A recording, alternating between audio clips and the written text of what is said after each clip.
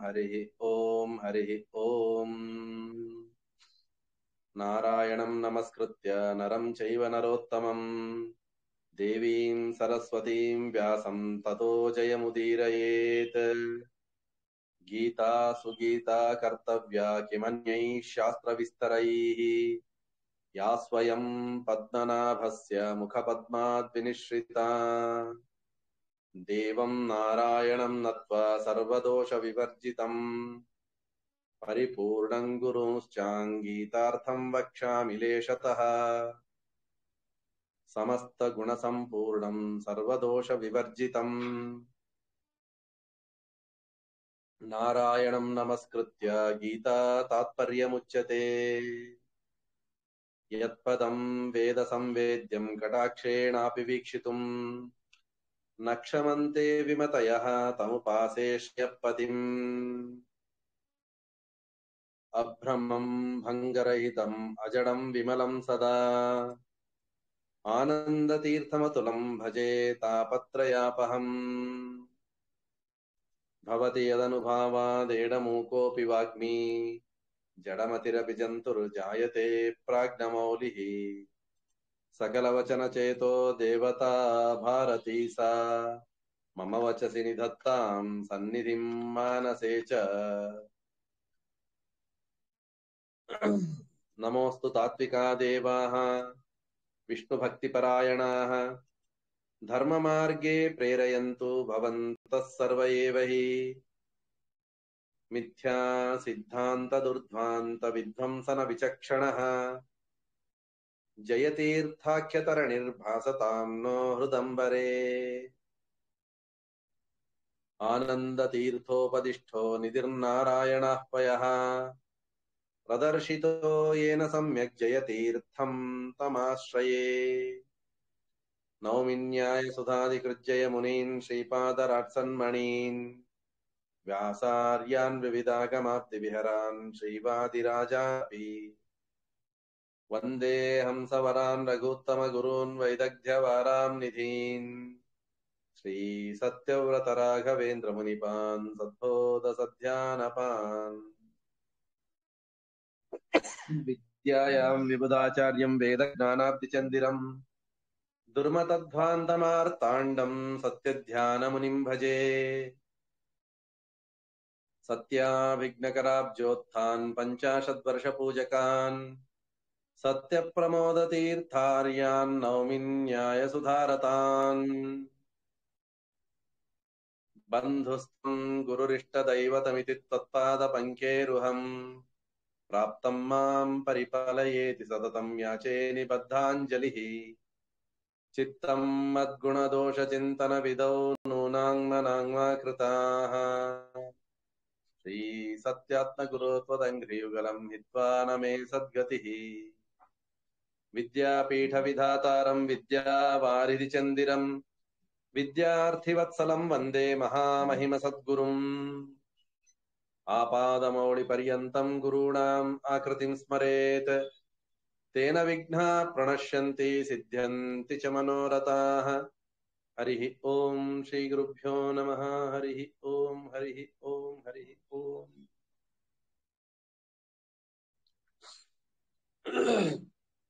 हरि ओम श्रीगुरुभ्यो नमः।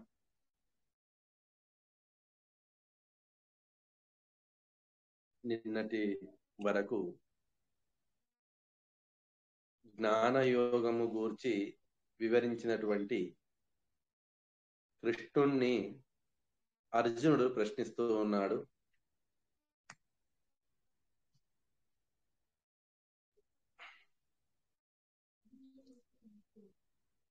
అర్జున ఉవాచ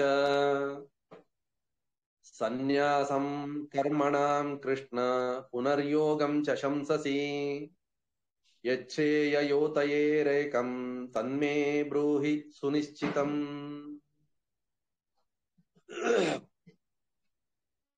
అర్జునుడు ప్రశ్నిస్తున్నాడు, స్వామి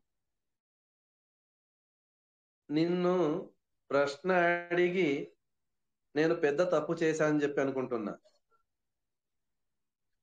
నా సందేహాలను పరిహరించు అని చెప్తే సందేహాలను పెంచుతూ పోతున్నావు నువ్వు. వెనకటికి 4వ అధ్యాయంలో యదృచ్ఛా లాభ సంతుష్ట ద్వంద్వాతీతో విమత్సరః అని చెప్పి భగవంతుడిచ్చినటువంటి దాంట్లో మనిషి సంతోషపడాలి,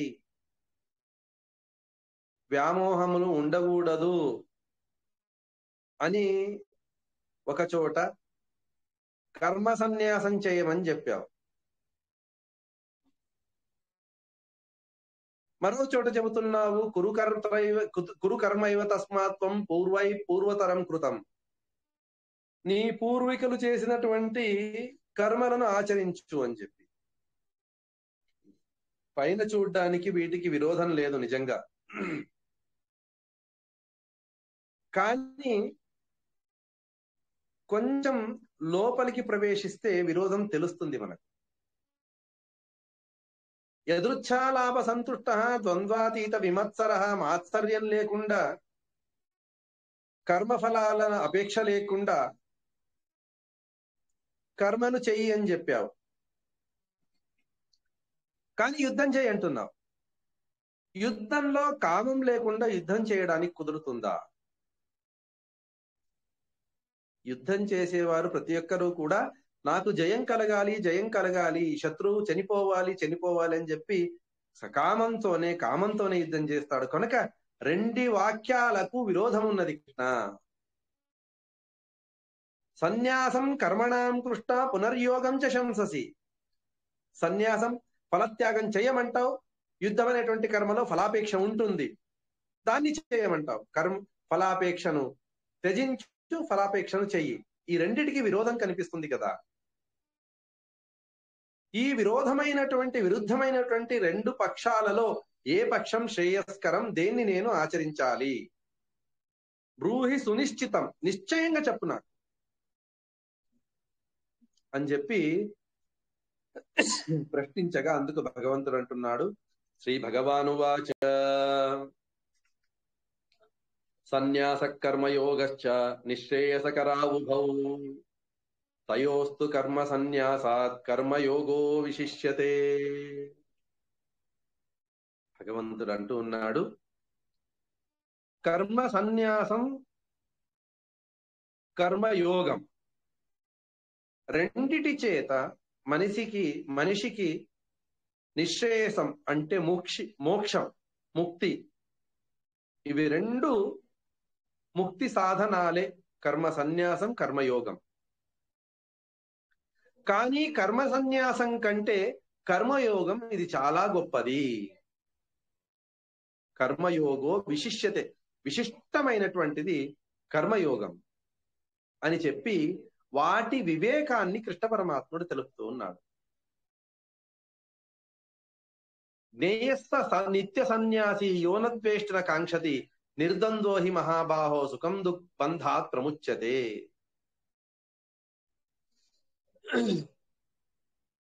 ఎవరిని నిత్య సన్యాసి అని అంటారు అంటే దేని మీద కూడా ద్వేషం లేకుండా, దేని మీద కామన లేకుండా ఉన్నటువంటి వానికి నిత్య సన్యాసి అని అంటారు. నిన్న తెలుసుకున్నట్టు కామం వలనే, మొన్న తెలుసుకున్నట్టు కామం వలనే క్రోధం వస్తుంది. కనుక ఎవరికైతే కామన లేదో అటువంటి వానికి క్రోధం కూడా ఉండదు, వాణ్ణి నిత్య సన్యాసి అని అంటారు.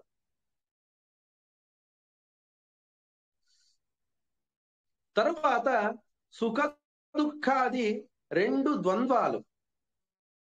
కర్మ చేస్తే ఈ కర్మ సత్కర్మ అయితే సుఖానికి కారణం, దుష్కర్మ అయితే దుఃఖానికి కారణం. కనుక ఒక కర్మ అనేటువంటిది, అది సత్కర్మనో దుష్కర్మనో, కర్మ ఆ కర్మ ద్వారా ద్వంద్వం వస్తుంది. సుఖం గాని దుఃఖం గాని రెండు ఫలాలు వస్తాయి.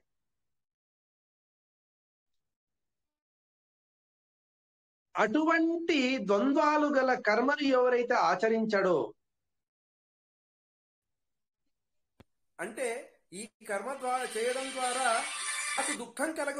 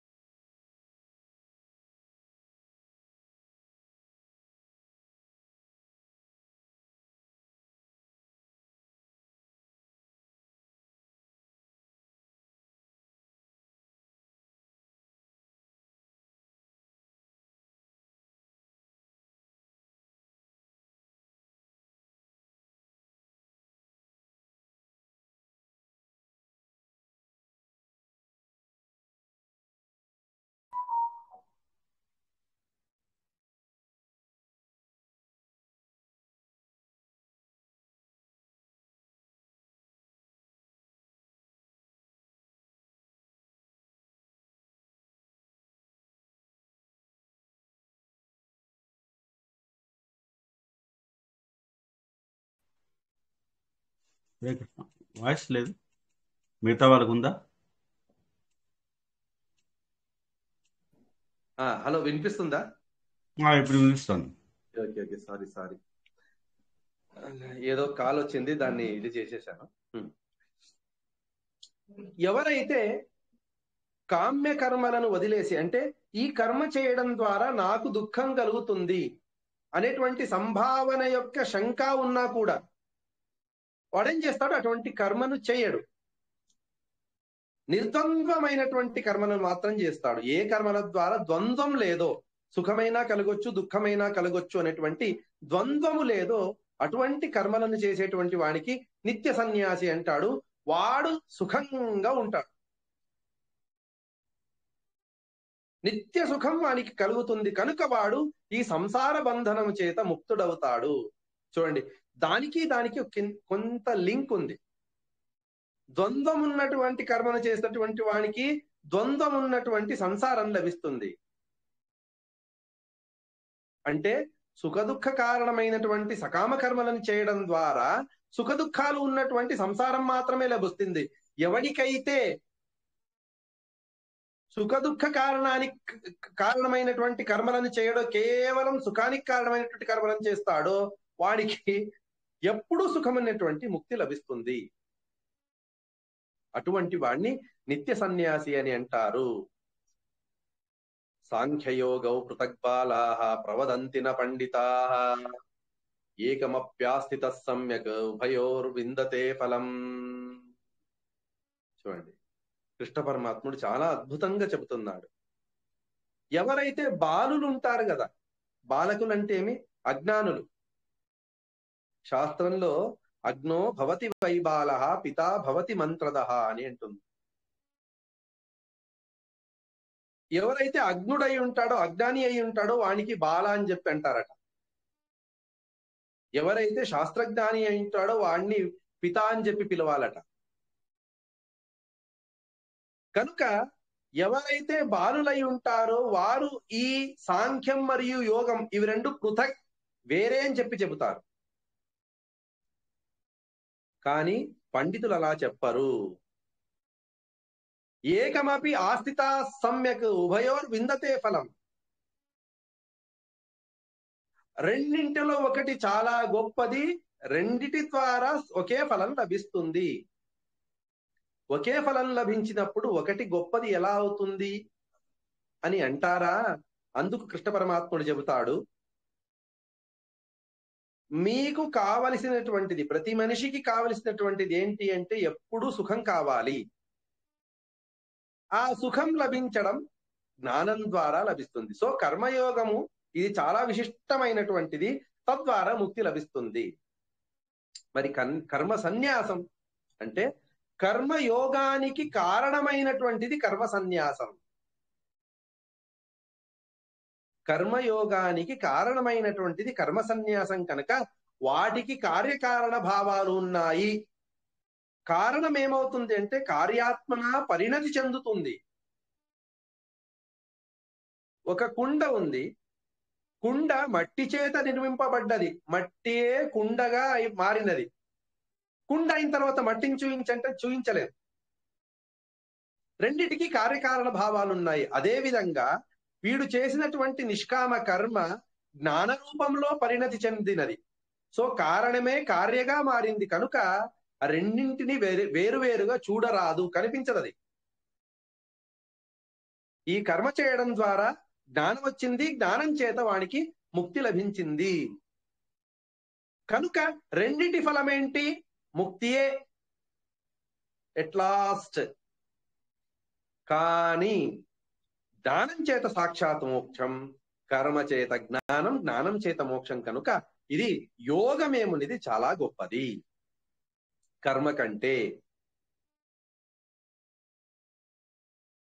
ఏ విధంగా బైపాస్ రోడ్డు ఉంటుందో, బైపాస్ రోడ్డు వేరు, ఊర్లో మొత్తం చుట్టుకొని పోవడం వేరు. బైపాస్ యోగం, జ్ఞానం, ఊరినంతటిని చుట్టుకొని వెళ్ళడం ఇది కర్మ. కనుక కర్మ ద్వారా యోగం, యోగ ద్వారా ముక్తి. రెండిటికి ఫలాలు, ముక్తియే చివరి ఫలం. కనుక ఎవరైతే ఈ మర్మాన్ని తెలుసుకొని ఉండరో వాడు అజ్ఞానియే అని కృష్ణ పరమాత్ముడు చెబుతున్నాడు. యత్సాంఖ్యై ప్రాప్యతే స్థానం తద్యోగైరపి గమ్యతే ఏకం సాంఖ్యంచ యోగంచ యఃపశ్యతి సపశ్యతి. ఎవరైతే ఈ సాంఖ్యం మరియు యోగం రెండూ ఒకే ఫలాలను ఇచ్చేటువంటిది అని చెప్పి తలుస్తాడో వాడు నిజమైనటువంటి జ్ఞాని. సన్యాసస్తు మహాబాహో దుఃఖమాప్తుమయోగతః యోగయుక్తో మునిర్బ్రహ్మ నచిరేణాధిగచ్చతి.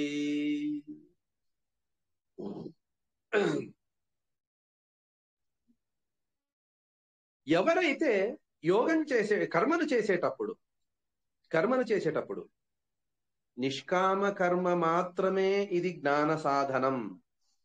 సకామమైనటువంటి కర్మ ఏముంది అంటే కర్మ చేసే దాంట్లో 50% సకామంగా చేసేటువంటి అవకాశం ఉన్నది.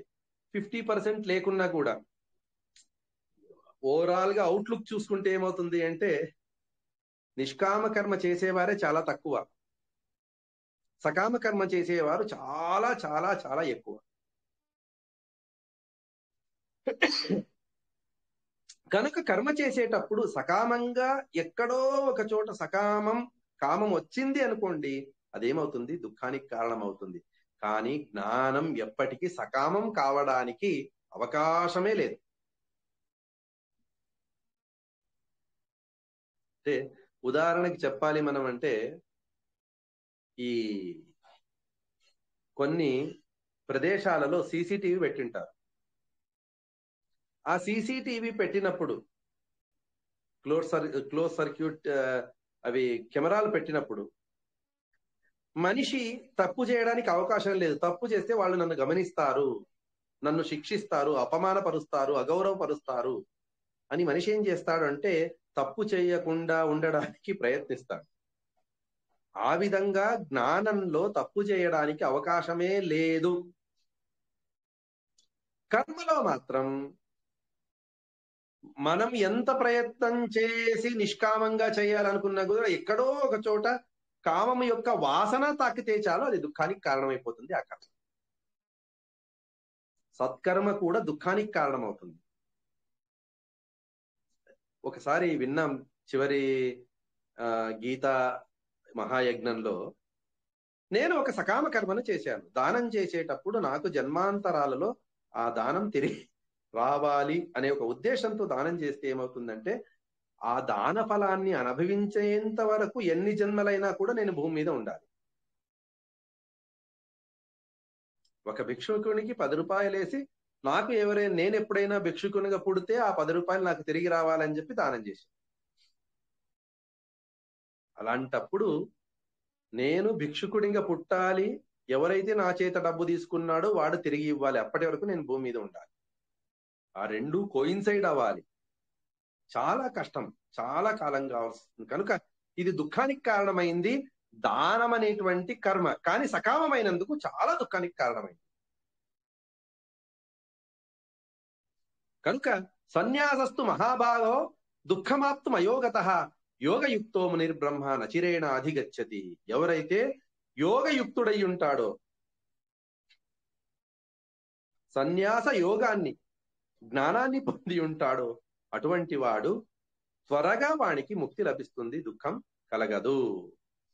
యోగయుక్తో విశుద్ధాత్మ విజితాత్మ జితేంద్రియ సర్వభూతాత్మ కుర్వన్నపి నలిప్యతే. కర్మ చేసేటప్పుడు జ్ఞానం లేకపోతే అది దుఃఖానికి కారణం, జ్ఞానం చేసేటప్పుడు కర్మ లేకపోతే అది సుఖానికి కారణం.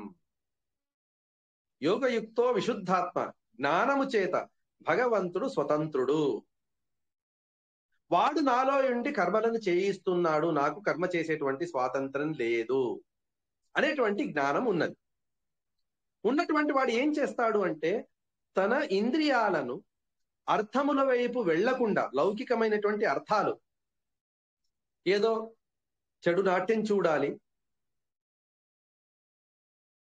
చెడు శబ్దాలని వినాలి, చెడుని తినాలి అని ఆ ఇంద్రియాలు వాటి వైపు వెళ్తూ ఉన్నప్పుడు జ్ఞాని అయినటువంటి వాడు ఏం చేస్తాడు, దీని ద్వారా దుఃఖం ఉన్నదిరా కనుక ఈ విషయాల్లో నేను వెళ్ళకూడదు అని తనను తాను నిగ్రహించుకుంటాడు.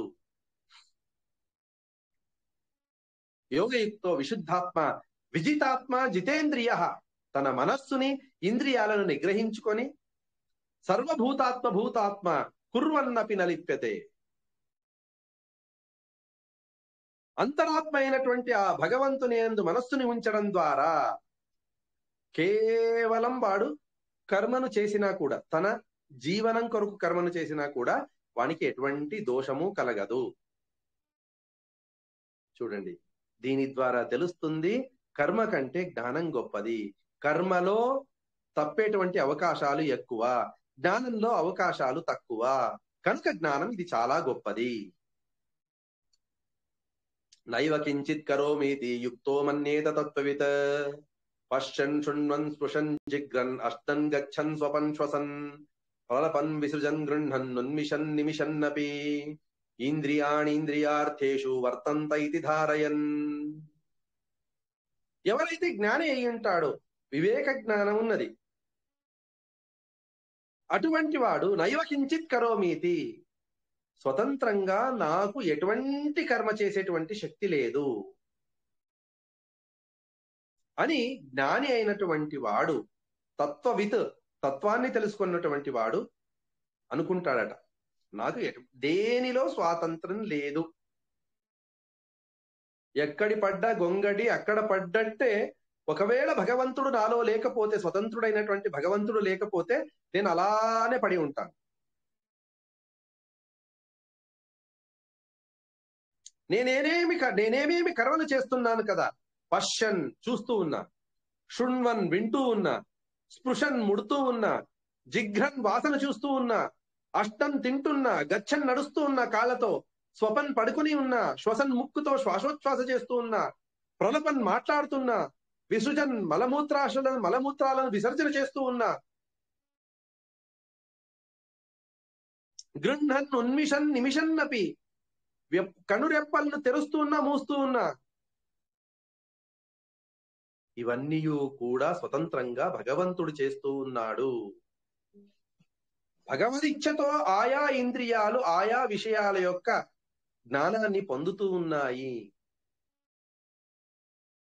అని తనను తాను అస్వతంత్రునిగా భావించి భగవంతుణ్ణి మాత్రమే ఎవరైతే స్వతంత్రంగా తెలుసుకుంటారో అటువంటి వానికి కర్మ యొక్క లేపము లేదు. బ్రహ్మణ్యాధాయ కర్మాణి సంగం త్యక్త్వా కరోతి యః లిప్యతే న స పాపేన పద్మపత్రమివాంభస. ఏం చేసినా అందులో బ్రహ్మను చూస్తూ ఉంటాడు, కంటూ ఉంటాడు. భగవంతుడు అన్ని చోట్ల భగవంతుడు. నా ఇంద్రియాలు, కళ్ళు రూపాన్ని చూస్తున్నాయి, అందులో భగవంతుడు ప్రేరేపించినందుకు ఆ విషయం నాకు కనిపిస్తుంది. ఆ విషయంలో కూడా భగవంతుడు ఉన్నాడు.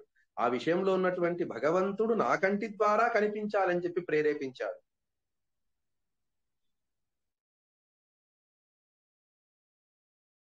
ఇందులో ఎంత సూక్ష్మత ఉంది అంటే శాస్త్రం చెబుతుంది, నేను ఈరోజు ఒక ముద్ద అన్నం తిన్నాను, అందులో ఆ ముద్దలో 100 మెతుకులున్నాయి. ఆ ఒక్కొక్క మెతుకుని అనుభవించే పుణ్యం నాకుంటే ఆ మెతుకు నా నోట్లో వెళుతుంది. ఆ మెతుకుని అనుభవించే పుణ్యం నాకు లేదు అంటే నా ప్రదేశంలో అది పుట్టదు. పుట్టినా నేను కొనేటువంటి అంగడికి రాదు. అంగడికి వచ్చినా నేను తీసుకునేంత వరకు అది ఉండదు. ఆ మెతుకుని అనుభవించే పుణ్యం, అందుకే అంటారు కదా, దానే దానే పే లిఖా హోగా ఖానే వాలే కా నామ్. కారణం ఏంటి అంటే ఇదే, నేను ఈ మెతుకుని తింటున్నాను, ఈ మెతుకు మీద నా పేరు ఉన్నది అంటే నేను చేసిన పుణ్యం ఉండాలి, ఆ మెతుకుని అనుభవించేటువంటి రుణం ఉండాలి. రెండూ లేనట్టయితే ఆ మెతుకు నాకు లభించదు. కొన్నిసార్లు కంచం ముందర కూర్చొని ఉంటాం తినాలని చెప్పి, ఏదో ఒక మెసేజ్ వచ్చింది, మెయిల్ వచ్చిందని దాన్ని అలానే వదిలేసి వెళ్ళిపోవాలి. కనుక ఇటువంటి భోగము మరియు భోగ్యమైనటువంటి పదార్థాలలో భగవంతుడుండి ప్రేరేపించి నా వరకు వచ్చేంత వరకు దాన్ని రక్షించాడు, నాలో ఉండి చేయిస్తూ ఉన్నాడు అని చెప్పి ఎవరైతే తలుస్తారో బ్రహ్మణ్యాదాయ కర్మాణి సంగం త్యక్వా కరోతి యః. ఇందులో నా స్వాతంత్రం ఏమీ లేదు, దీని ద్వారా నేను ఏమీ అపేక్షించను. దేవుని రూపం చూస్తున్నా భగవత్ ప్రీతి కొరకు. నాలో ఉండి భగవంతుడు ప్రేరేపించాడు, నాలో ఉండి చూయించాడు, ఆ విగ్రహం నా కొరకై అక్కడ ఉంచాడు, అందులో ఉండి భగవంతుడు నన్ను చూయిస్తున్నాడు, తనను తాను చూయిస్తున్నాడు అని చెప్పి ఎవరైతే తలుస్తారో లిప్యతే నసపాపేన, అటువంటి వాడు పాపాల చేత లేపము కలిగిన వాడైవాడు ఉండడు. పాపలేపం ఉండదు, పాప నిర్లేపం అవుతాడు. ఎలా? పద్మపత్రమివాంబస. నీటిలో చేయబెడతాం తడి అవుతుంది, గుడ్డను పెడతాం తడి అవుతుంది, ఏం పెట్టినా తడి అవుతుంది. కానీ పద్మపత్రాన్ని, కమలపత్రాన్ని నీటిలో ఉంచితే దానికి తడి అంటది. ఏ విధంగా? అదే విధంగా మిగిలిన వారందరికీ కూడా కర్మలేపం ఉంటుంది. ఎవరైతే జ్ఞాని అయి ఉంటాడో, భగవత్ విషయకమైనటువంటి తత్వజ్ఞానాన్ని, సరి అయిన జ్ఞానాన్ని కలిగి ఉంటాడో వానికి పాపాల లేపం, కర్మల లేపం ఉండదు. కాయేన మనసా బుద్ధ్యా కేవలైరింద్రియైరపి యోగినః కర్మ కుర్వంతి సంగం త్యక్త్వాత్మశుద్ధయే. స్వాతంత్రాభిమానం లేకుండా, కేవలం ఫలాశ లేకుండా, కేవలం ఇంద్రియాల చేత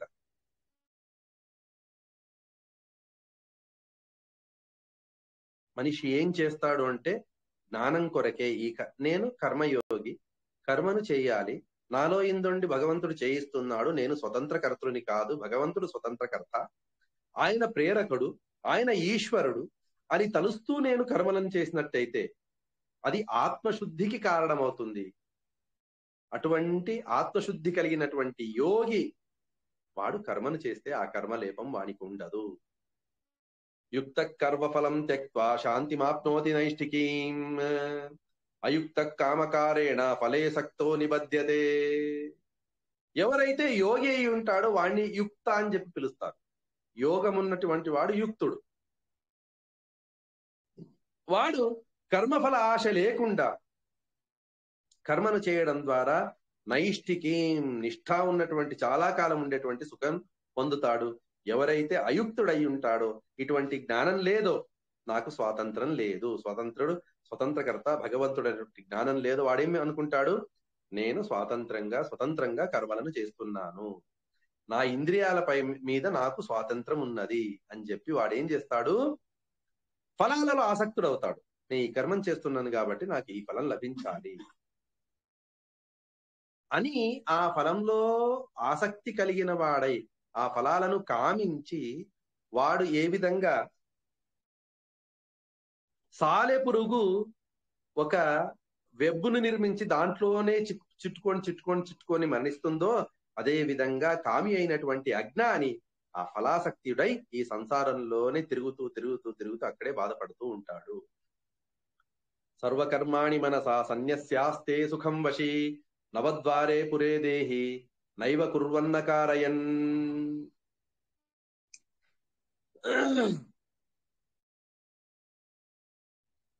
సర్వకర్మాణి మనసా సన్యస్యాస్తే సుఖం వశీ. ఎవరైతే తన మనసుని, తన ఇంద్రియాలను తన వశంలో ఉంచుకొని ఉండి మనసుతో కూడా ఫలాపేక్ష లేకుండా విహితమైనటువంటి కర్మలను చేస్తూ ఉంటాడు, ఆ చేసేటప్పుడు కూడా మరలా నేను భగవదధీనుణ్ణి, భగవంతుడు చేయిస్తే ఉంది లేకపోతే లేదు అని తలుస్తూ నవద్వారములు కలిగినటువంటి ఈ దేహము చేత వాడు ఏ కర్మ చేసినా కూడా,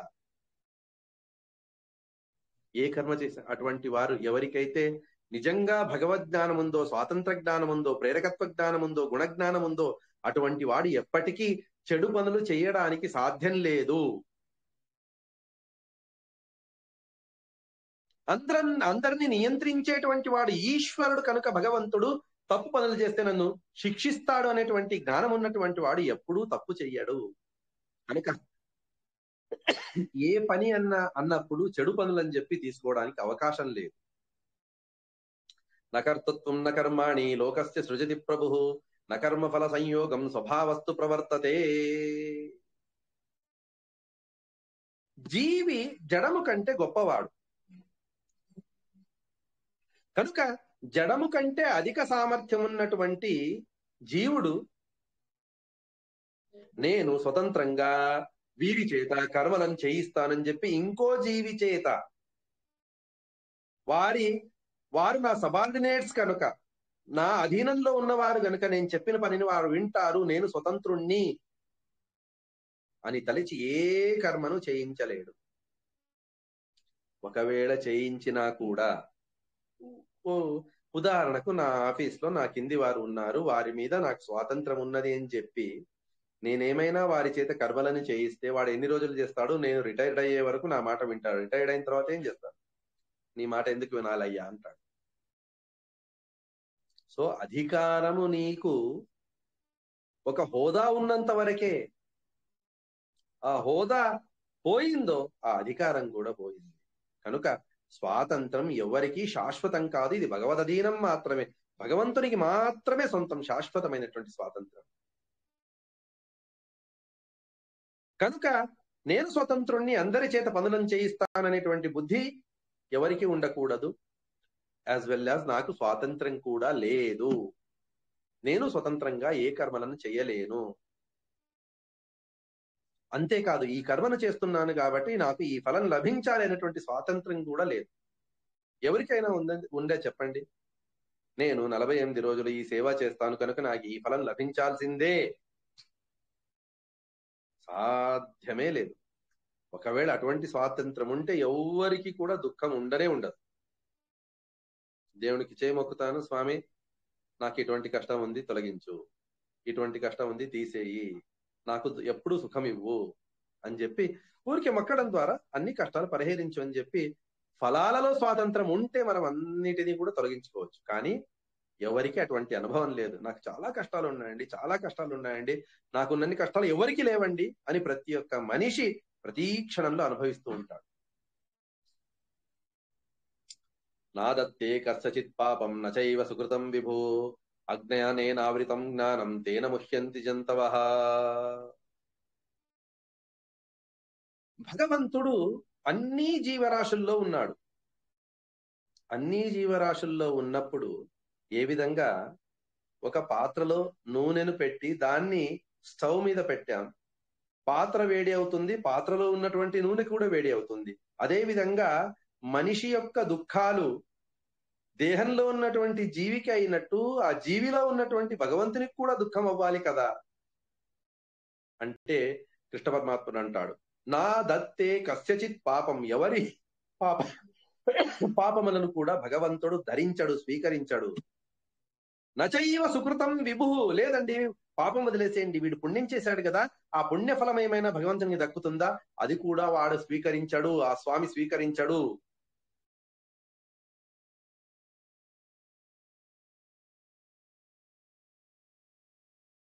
కనుక అన్ని చోట్ల సర్వవ్యాప్తుడైనటువంటి భగవంతుడు అందరి యందున్నా కూడా అజ్ఞానము చేత బుద్ధిని మూసివేసిన, ఆవరించిన అజ్ఞానికి భగవంతుడు కనిపించడు. అజ్ఞానేన ఆవృతం జ్ఞానం తేన ముహ్యంతి జంతవః. అజ్ఞానం చేత ఆవరింపబడడం వల్ల వానికి మోహం ఉన్నది, భగవంతుని నిజమైనటువంటి జ్ఞానం కలగదు. జ్ఞానేన తజ్ఞానం ఏషాం నాశితమాత్మనః తేషాం ఆదిత్యవజ్ఞానం ప్రకాశయతి తత్పరం. ఎప్పుడైతే శాస్త్రాలను శ్రవణం చేసి మననం చేసి ధ్యానం చేస్తారో, ధ్యానిస్తారో అటువంటి వానికి అజ్ఞానం తొలగిపోతుంది. అజ్ఞానం తొలగినప్పుడు ఏ విధంగా చీకటి మబ్బులు దూరం జరిగినప్పుడు సూర్యుడు కనపడాలి అంటే ప్రత్యేకంగా మరో టార్చ్ అవసరం లేదు, మరో దీపం అవసరం లేదు. అదే విధంగా జ్ఞానం చేత అజ్ఞానం తొలగిపోవడం ద్వారా భగవంతుడు సూర్యుని వలె మనకు కనిపిస్తాడు. తేషాం ఆదిత్యవజ్ఞానం ప్రకాశయతి తత్పరం. సూర్యుని వలె భగవంతుని యథార్థమైనటువంటి జ్ఞానం మనకు కలుగుతుంది. దానికి శాస్త్రజ్ఞానానికై మొట్టమొదటి స్టెప్ శ్రవణం. శ్రవణం చేసిన దాన్ని అక్కడే వదిలేసి వెళ్ళిపోకూడదు, మననం చేస్తూ ఉండాలి. ఈ రోజు ఈ ప్రవచనంలో ఈ విషయాన్ని విన్నాం కనుక నేను నీళ్లు తాగినా, భోజనం చేసినా, నడిచినా, చూసినా, విన్నా అన్నిటికీ స్వతంత్రకర్త భగవంతుడు, నేను అస్వతంత్రకర్తృని. దీని ద్వారా నాకు ఎటువంటి ఫలం అవసరం లేదు, భగవత్ ప్రీతికై ఈ సత్కర్మలను చేస్తూ ఉన్నాను అని మననం చేసుకుంటూ నిధిధ్యాసన ధ్యానం చేస్తూ ఎవరైతే ఉంటారో అటువంటి వానికి అజ్ఞానం తొలగిపోయి భగవద్జ్ఞానం అవ్వడానికి ఆస్కారం ఉన్నది. తద్బుద్ధయస్తదాత్మానః తన్నిష్టాస్తత్పరాయణాః గచ్చంత్య పునరావృత్తిం జ్ఞాన నిర్ధూత కల్మషాః. ఎవరైతే ఎప్పుడు భగవంతుని యందే బుద్ధిని కలిగి ఉంటారో, తదాత్మానః మనస్సు మొత్తం భగవంతుని గురించే ఆలోచిస్తూ ఉంటుంది, తన్నిష్టాః ఏం చేసినా భగవంతుడు భగవంతుడు భగవంతుడు భగవంతుడు తత్పరాయణాః.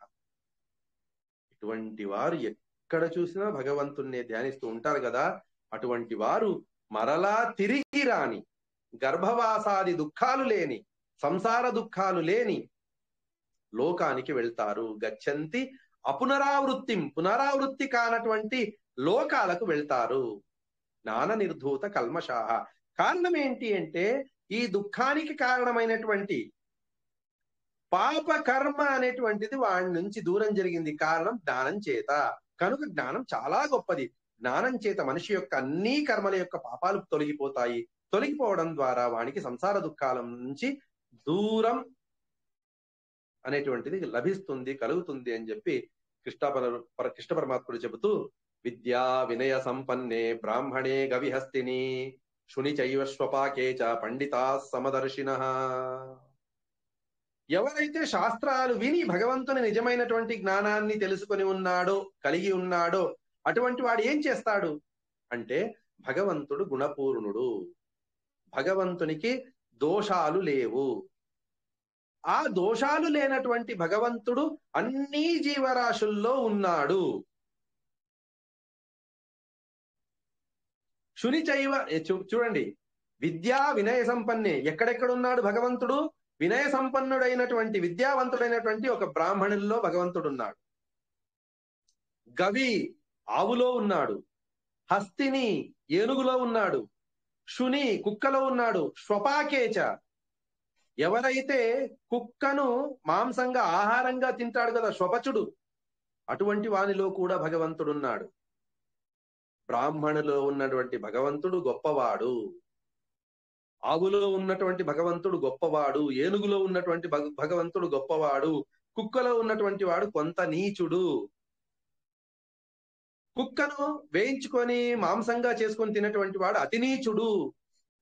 ఆ శ్వపచంలో ఉన్నటువంటి భగవంతుడు అతి నీచుడు కాదు. బ్రాహ్మణ యందున్నటువంటి భగవంతునికి ఏ విధంగా దోషాలు లేవో అదే విధంగా ఆవులో ఉన్నటువంటి భగవంతుడికి దోషాలు లేవు. అదే విధంగా ఏనుగులో ఉన్నటువంటి భగవంతునికి, కుక్కలో ఉన్నటువంటి భగవంతునికి, శ్వపచునిలో ఉన్నటువంటి భగవంతునికి ఎటువంటి దోషాలు లేవు. అందరూ గుణపూర్ణులే అని ఎవరైతే తలుస్తారో అటువంటి వారు కుక్కను నీచంగా చూడరు, శ్వపచుణ్ణి నీచంగా చూడరు.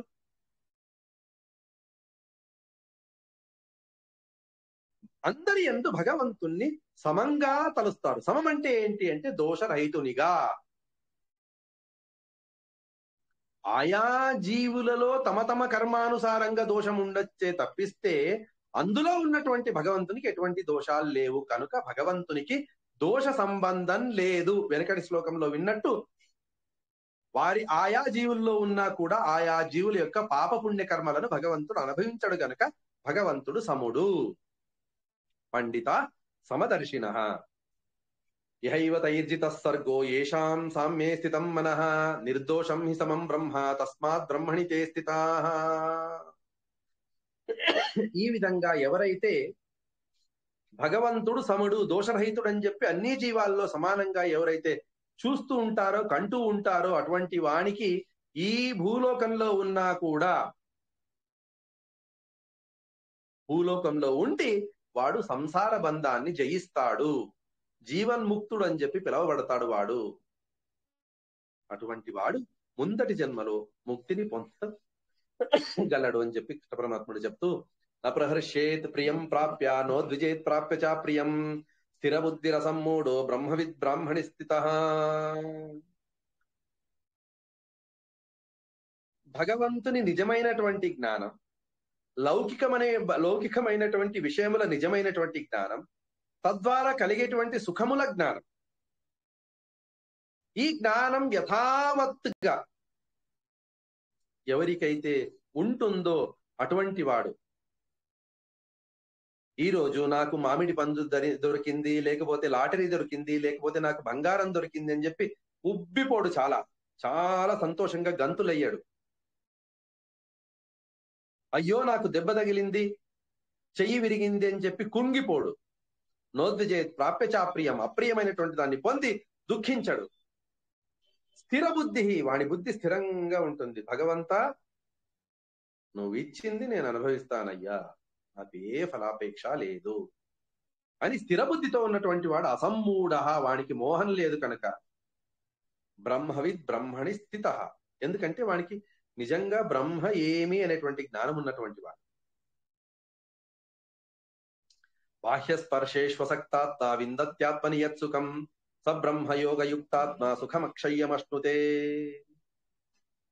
చిన్న పిల్లలు బడికి వెళ్ళడానికి చాలా ఏడుస్తారు. మొదటి ఒక వారం, 10 రోజులు, 15 రోజులు, ఒక నెల.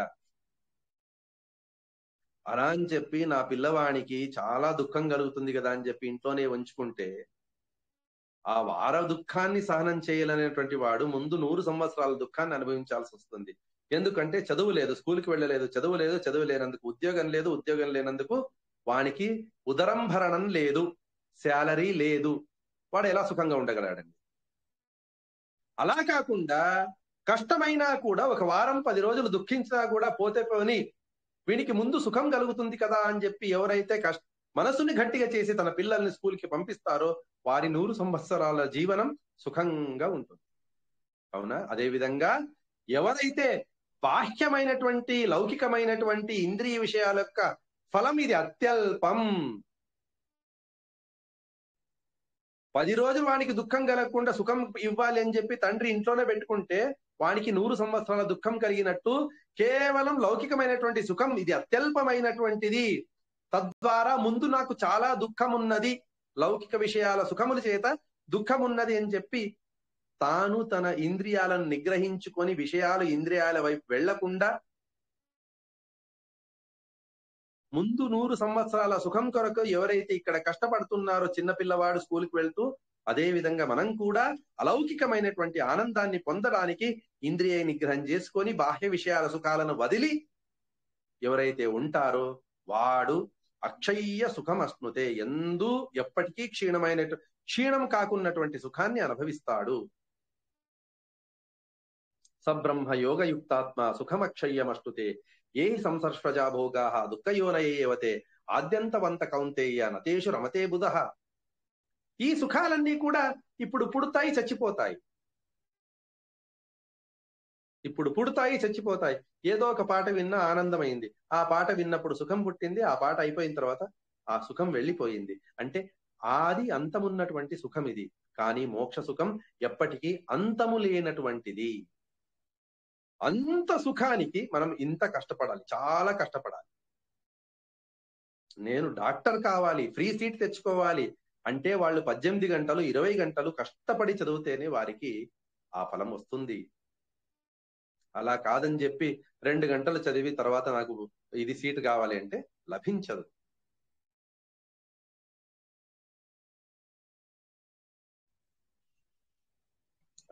సుభాషంలో ఈ మాట చెబుతారు, సుభాషితంలో ఈ మాట చెబుతారు.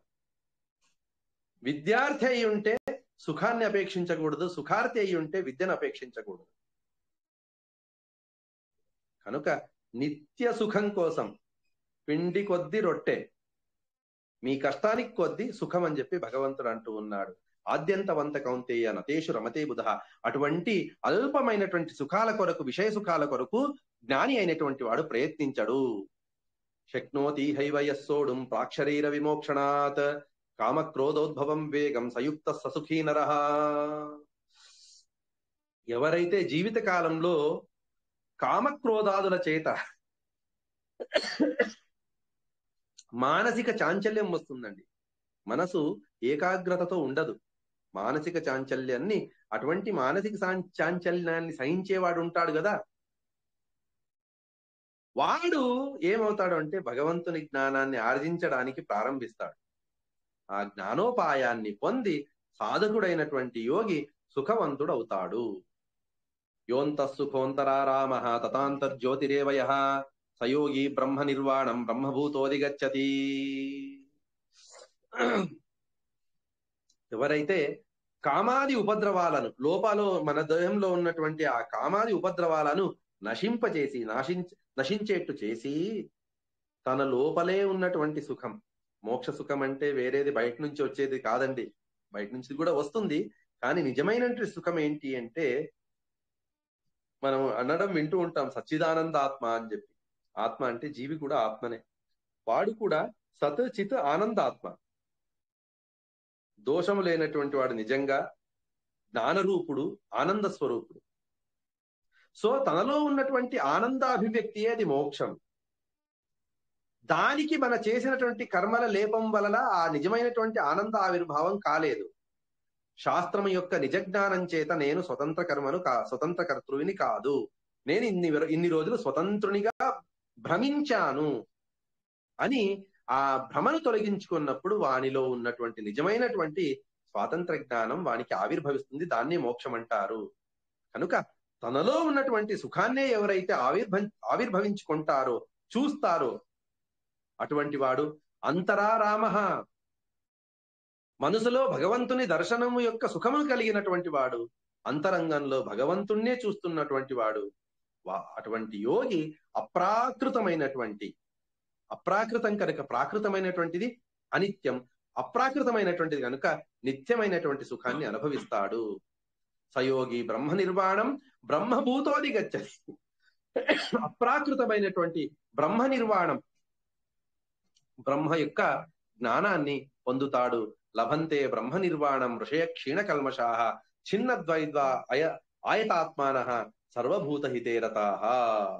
సంశయాలను తొలగించుకొని మనోనిగ్రహం చేత శాస్త్రం యొక్క శ్రవణ మనన నిధిధ్యాసలను చేయడం ద్వారా అన్ని ప్రాణుల్లో ఉన్నటువంటి భగవంతుడు నిర్దుష్టుడు, దోషరహితుడు అనే మనసు ఉండుట చేత వాటికి అన్నిటికీ మేలు చేయడంలో ఆసక్తి కలిగిన వాడైనటువంటి ఋషి ఏం చేస్తాడు, పాపాలన్నింటినీ, వెనక చేసినటువంటి పాపాలన్నింటినీ కూడా తొలగించుకొని బ్రహ్మ సాక్షాత్కారాన్ని పొందుతాడు.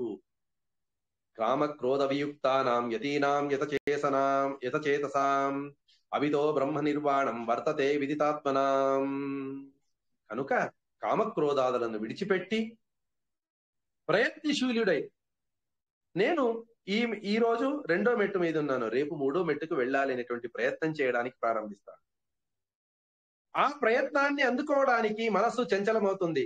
నేను ఈ విషయం వైపు పెడతాను, నేను ఈ విషయం వైపు పెడతాను అని చెప్పి ఇంద్రియాలు అంటూ ఉండగా మనస్సు అంటుంది, లేదు నా టార్గెట్ ఇది ఉంది, నేను ముందుకు వెళ్ళాలి, సైడ్కి కాదు అని చెప్పి మనస్సు ఏం చేస్తుంది, ఆ ఇంద్రియాలను నిగ్రహించి తాను ముందుకు వెళ్ళడానికి ప్రారంభిస్తుంది.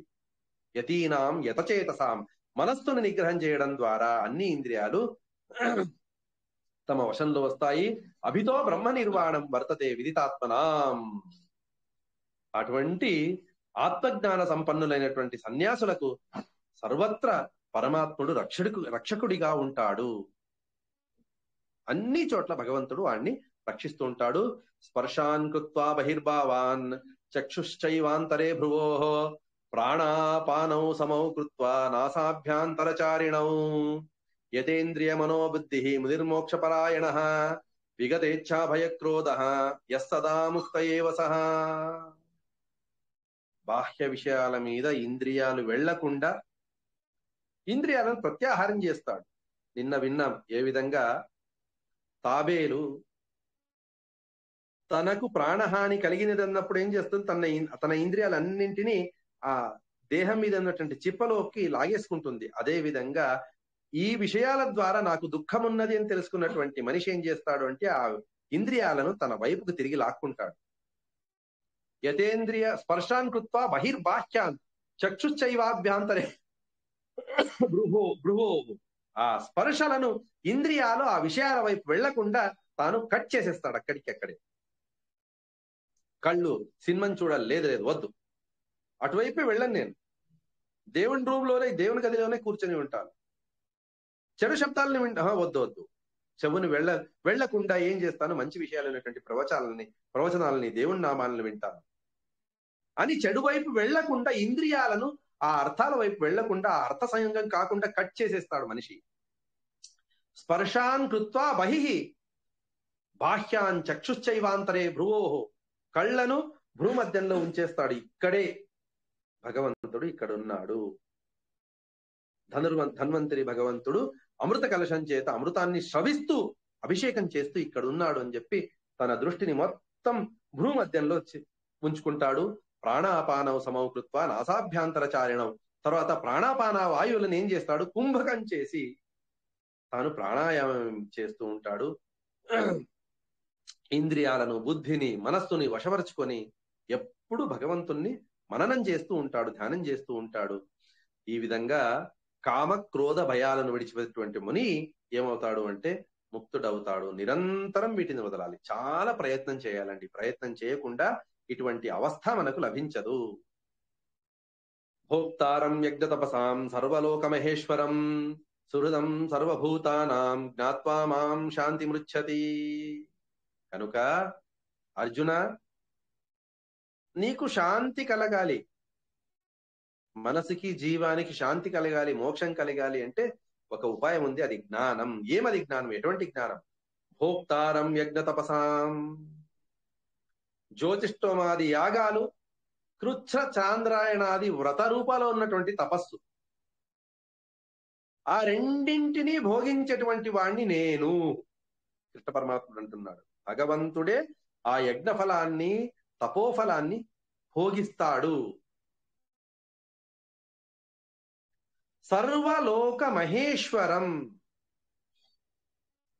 అన్ని లోకాలను నియంత్రించేటువంటి గొప్ప నియంత. ఈశ్వరుడు అంటే నియంత్రించేటువంటి వాడు. అందుకు మహేశ్వరం అని అన్నాడు. ఈ ఈశ్వరుడికి శివునికి ఏముంది కదా పేరు? ఈయన కేవలం ఈశ్వరుడు మాత్రమే. తన కింది వారిని మాత్రం నియంత్రిస్తాడు. భగవంతుడు అలా కాదు, మహేశ్వరం. అందరిని నియంత్రించేటువంటి వాడు కనుక మహేశ్వరుడు ఆయన. సర్వలోక మహేశ్వరం. అంతా లోకాన్ని, మొత్తం 14 లోకాల్ని నియంత్రించేటువంటి ఈశ్వరుణ్ణి నేను. సుహృదం సర్వభూతానాం. భగవంతుడు అన్ని జీవరాశులకు మంచి చేసేటువంటి వాడు. ఎప్పటికీ భగవంతునికి చెడు చేయాలనేటువంటి ఆలోచన లేదు. అన్ని చేసేటువంటి వాడు భగవంతుడై ఉన్నప్పుడు మన చేత ఎందుకు చెడు చేయిస్తాడనేటువంటి ఆలోచన సర్వసాధారణంగా అందరికీ వస్తుంది. కానీ భగవంతుడు మనలో ఉండి చేయించేటప్పుడు మన యోగ్యతను కొలమానంగా తీసుకుంటాడు. భగవంతుడు మన యోగ్యతను, మన కర్మలను మెజర్ చేసి భగవంతుడు ఫలాలను ఇస్తాడు.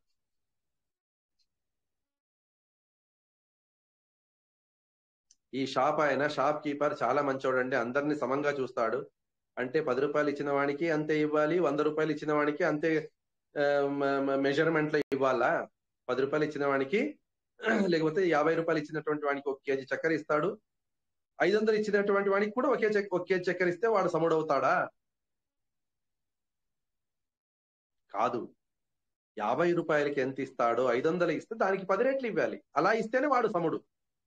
కనుక భగవంతుడు మన యోగ్యతలను, మన గుణాలను మెజర్మెంట్ గా తీసుకొని భగవంతుడు ఫలాలను ఇస్తాడు. కనుక సుహృదం సర్వభూతానం. అందరికీ బై డిఫాల్ట్ భగవంతుడు మంచి చేయడానికే ఆలోచిస్తాడు.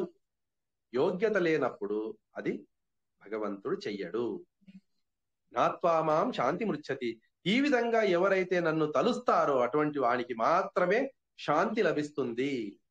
మానసికమైనటువంటి శాంతి, ఆత్మకు, జీవాత్మకు పరమశాంతి, మోక్షం లభించేది దేని చేత? భగవద్ జ్ఞానం చేత. కనుక అర్జున, కర్మ సన్యాసం కంటే కర్మయోగం ఇది చాలా గొప్పది. కర్మయోగం రావడానికి కర్మ సన్యాసం ఇది కారణం. కనుక రెండూ ఒకే ఫలాలను ఇస్తాయి. అందులో సాక్షాత్ ఫలం ఇచ్చేటువంటి భగవద్జ్ఞానం ఇది చాలా గొప్పది అని చెప్పి కృష్ణ పరమాత్ముడు ఈ సన్యాస యోగం అనేటువంటి 5వ అధ్యాయాన్ని అర్జునునికి ఉపదేశం చేస్తున్నాడు. మధ్వాంతర్గత శ్రీకృష్ణార్పణమస్తు. కాయేన వాచ మనసేంద్రియైర్వా బుద్ధ్యాత్మనా వా ప్రకృతే స్వభావం కరోమి యద్యత్ సకలం పరస్మై నారాయణాయేతి సమర్పయామి. శ్రీకృష్ణార్పణమస్తు. ఎవరికైనా సందేహం?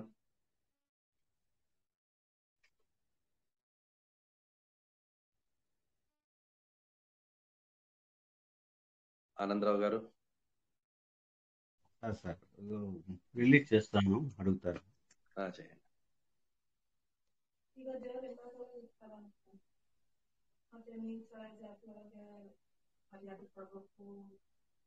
ఎవరన్నా ఉంటారా కానీ? ఎవరన్నా ఉన్నారా? హరే మాచార్య గారు. హరే కృష్ణ. నమస్కారం. నమస్కారం అండి ఆచార్య గారు. హరే మాచార్య. అరే నమస్కారం అండి. ఏమైనా సందేహాలు ఉన్నాయా? నమస్తే ఆచార్య గారు. నమస్కారం సార్. నమస్తే అండి. నమస్తే అండి శేషగిరిరావు గారు. నమస్కారం. ఏం సందేహాలు లేవా? నమస్తే ఆచార్య గారు. నమస్తే అమ్మా. అవకాశం లేకుండా చెప్తున్నారు.